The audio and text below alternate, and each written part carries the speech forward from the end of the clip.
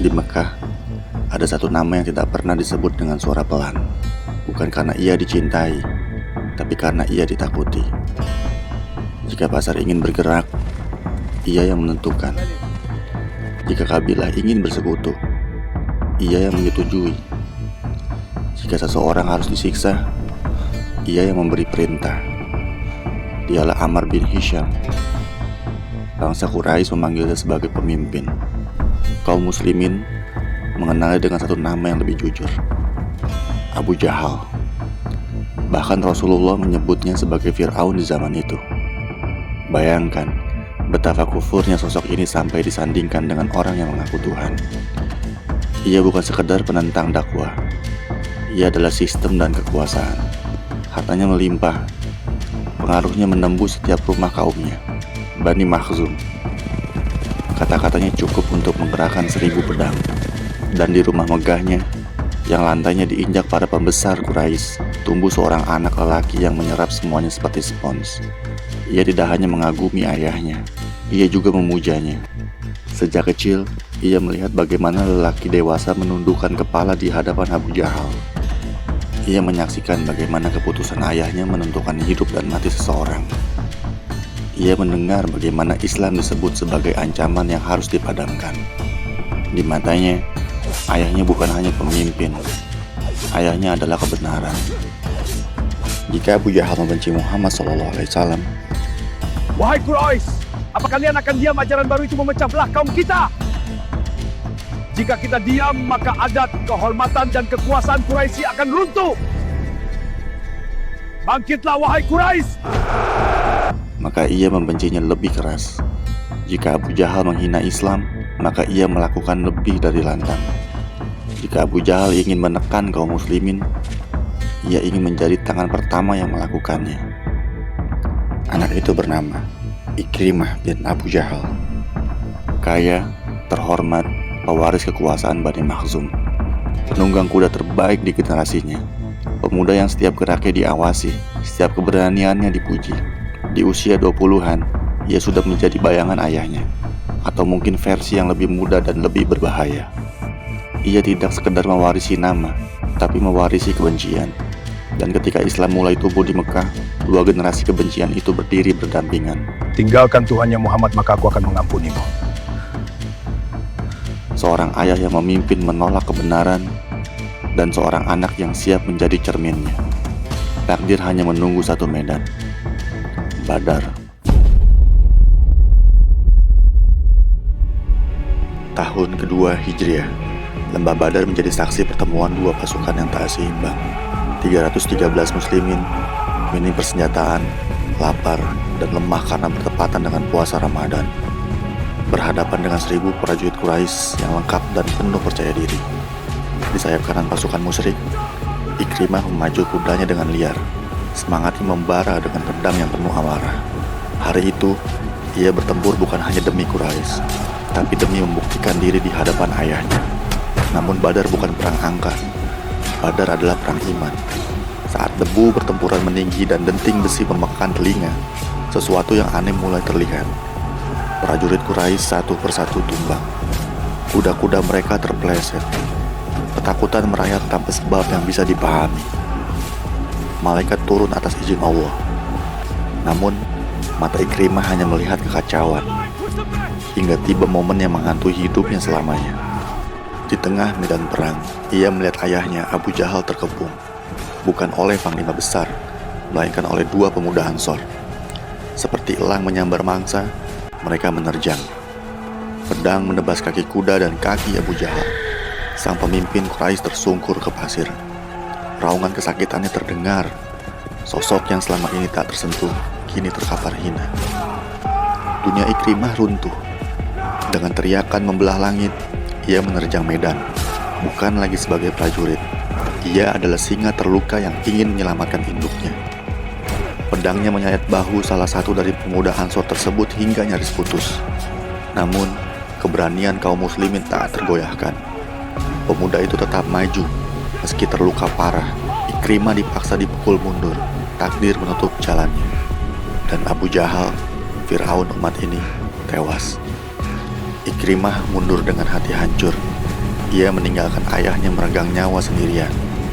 Ia menoleh sekali lagi. Ayahnya mati. Quraisy kalah, kekalahan yang memalukan. Ikrimah lari dari Badar, membawa luka, dendam, dan api kebencian yang akan membakar hidupnya. Mekah menangis karena pemimpin tertinggi mereka tewas. Namun tidak bagi Ikrimah. Air matanya telah kering, digantikan sumpah dan dendam yang membuatnya semakin tenggelam dalam kegelapan. Ia bersumpah demi berhalanya, Lata dan Uzza, akan membalas kematian ayahnya. Seluruh harta, pengaruh, dan hidupnya ia dedikasikan untuk menghancurkan Islam. Jika Abu Jahal adalah ancaman masa lalu, maka Ikrimah adalah badai bencana di masa depan. Dan badai itu menerjang Uhud.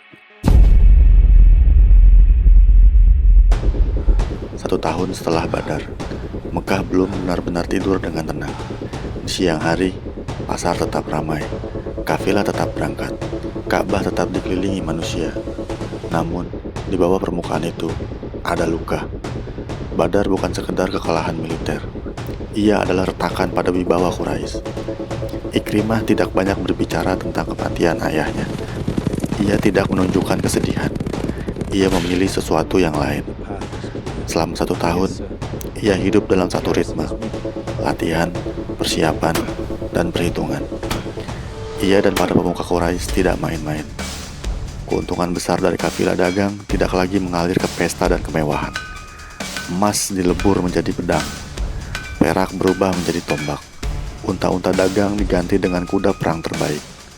Mereka membeli senjata, melatih pasukan, dan menyewa tentara bayaran. 3.000 orang disiapkan. Dan Ikrimah, ia bukan lagi pemuda yang kehilangan ayahnya. Ia telah berubah menjadi mesin perang. Bersama Khalid bin Walid, sahabat sekaligus rival kompetitifnya, mereka menjadi 2 ujung tombak kekuatan Quraisy.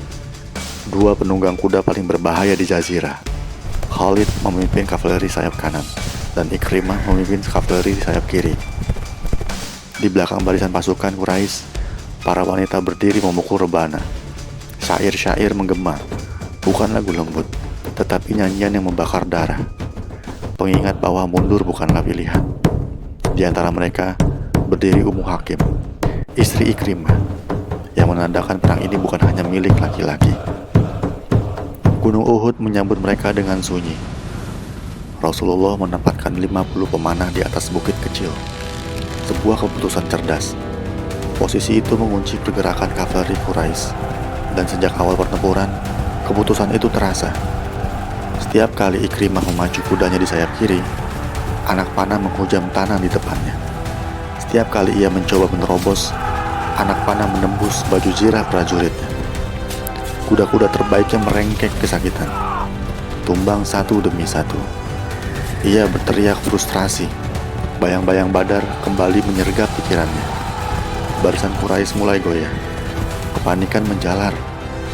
Sebagian pasukan mulai mundur, sebagian berbalik melarikan diri.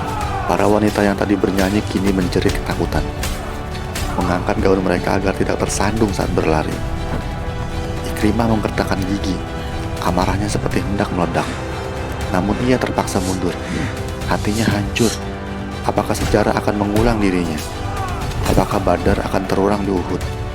Namun, mata elang Ikrimah tidak pernah terpejam. Begitu pula Khalid. Mereka menunggu.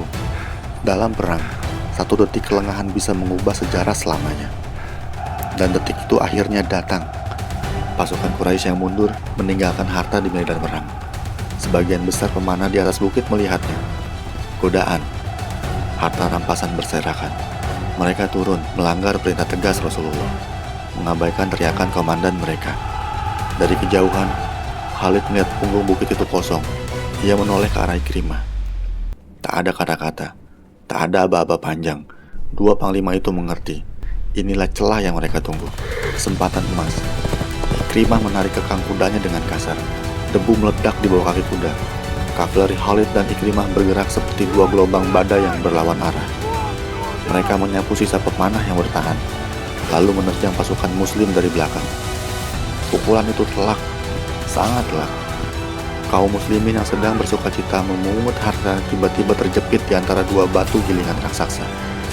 Serangan depan dan belakang, kacau, teriakan, debu, darah. Ikrimah mengamuk, pedangnya menari-nari mencabut nyawa. Setiap tebasan terasa seperti membayar satu luka Badar.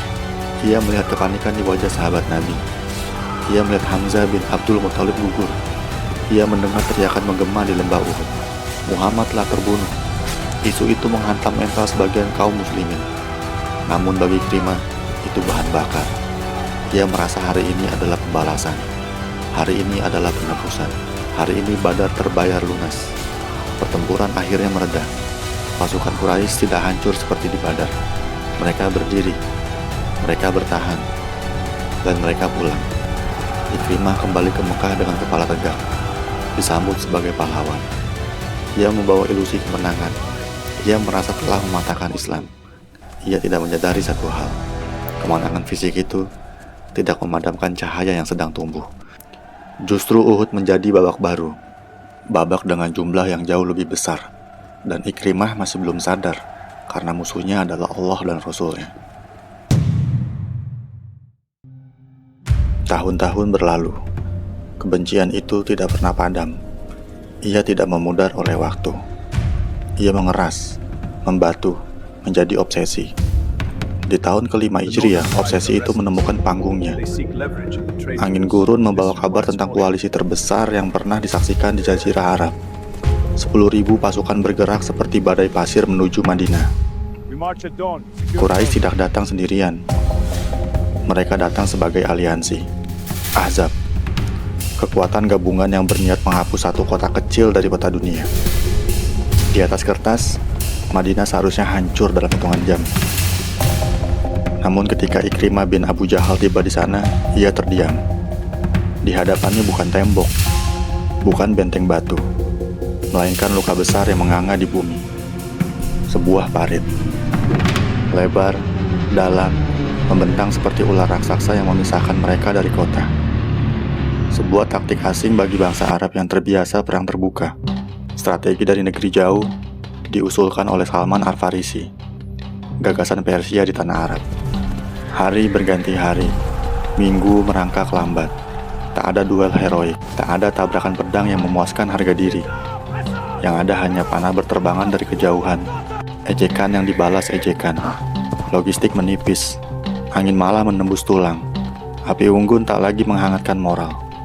Pasukan Ahzab mulai retak. Namun darah muda Ikrimah mendidih. Ia bukan pria yang datang untuk menunggu.